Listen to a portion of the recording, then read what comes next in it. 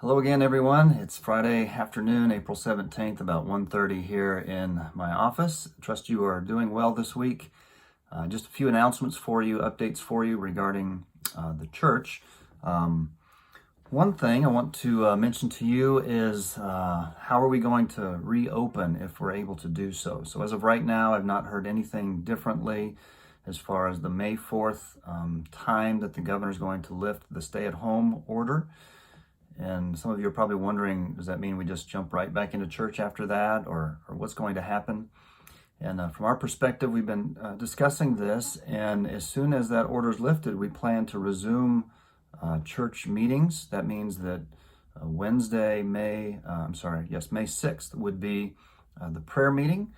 And right now we're planning on having that meeting along with truth trackers and tiny trackers and all of that.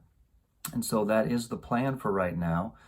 Now, some of you may not be comfortable coming right back after this order's lifted, and you might not feel comfortable with being here, and that's completely understandable. Don't think anyone's going to shame you for that, or, especially if you're susceptible to this, or certainly if you're not feeling well, you should stay home.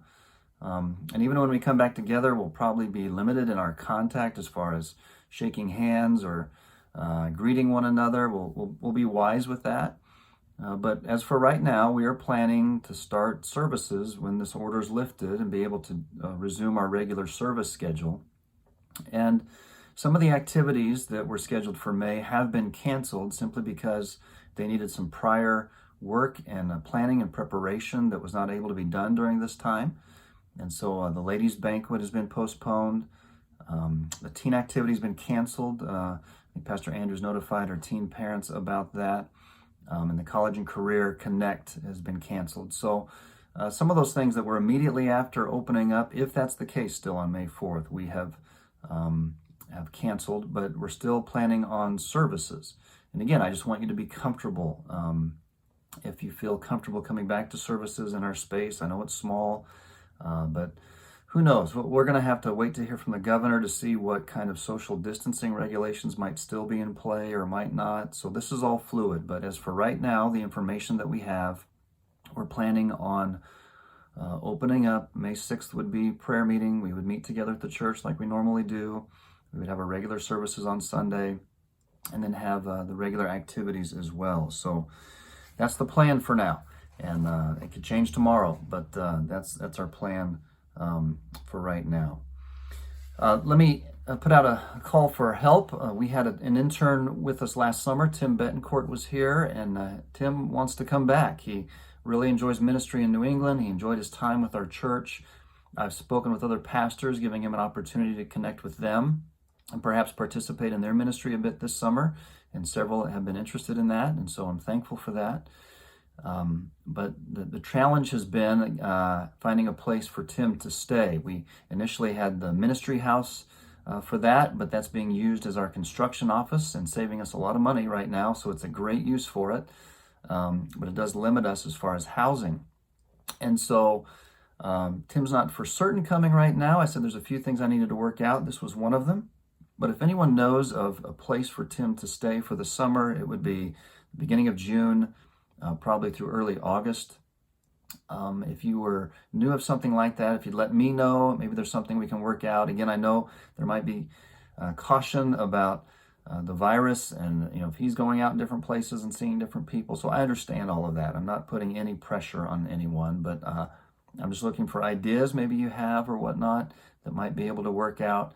And if not, that's fine. We can go as is and maybe do without this summer, but wanted to make you aware of that. So if you have information or a place for Tim to stay, if you'd let me know. And then this Sunday, you'll notice that we are going back to a live stream. We'll be doing that again this Sunday morning, and also a Sunday PM message. I'll be here at the church likely, and that'll just be a message that I'll be delivering probably from my office, and just something to share with you, part of God's Word on Sunday evening. Well, let me wrap up this video by encouraging you in this way.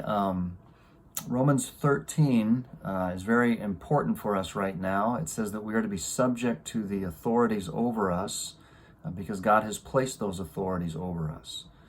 A lot of talk in the news right now, and especially among churches that are defying authorities and saying, we will meet on our own terms and you can't tell us to do this. And that really is just not helpful. Churches are not being targeted specifically in this way to be shut down. Everybody's shut down. And so it really does behoove us as churches to submit to our authorities. We all have authorities in our life. God has created the family. There's an authority structure there. God has created government. Genesis chapter 9, there's an authority structure there. And God has created the church, and there's an authority structure there as well. And the test of our submission to that authority, when God says submit to those that have the rule over you, the test is not when we agree, but when we disagree. I mean, if I submit and I take what's being told me and I do it when I agree, all that is agreement. But it's when I actually disagree that I am able to submit myself and do so in a God-honoring way. That is actually what God is speaking of in submission. That's the test. And it takes a spirit-filled person to do that. And so let's demonstrate ourselves to be spirit-filled people and submitting to the authorities in our own lives and doing so in a God-honoring way. And when we do this as parents, we demonstrate what that looks like to our children. And so as men in particular, let's make certain that we're doing this and we are embracing this. If this were an issue of civil liberties or freedoms, we might have a little different response, but that's not the issue here.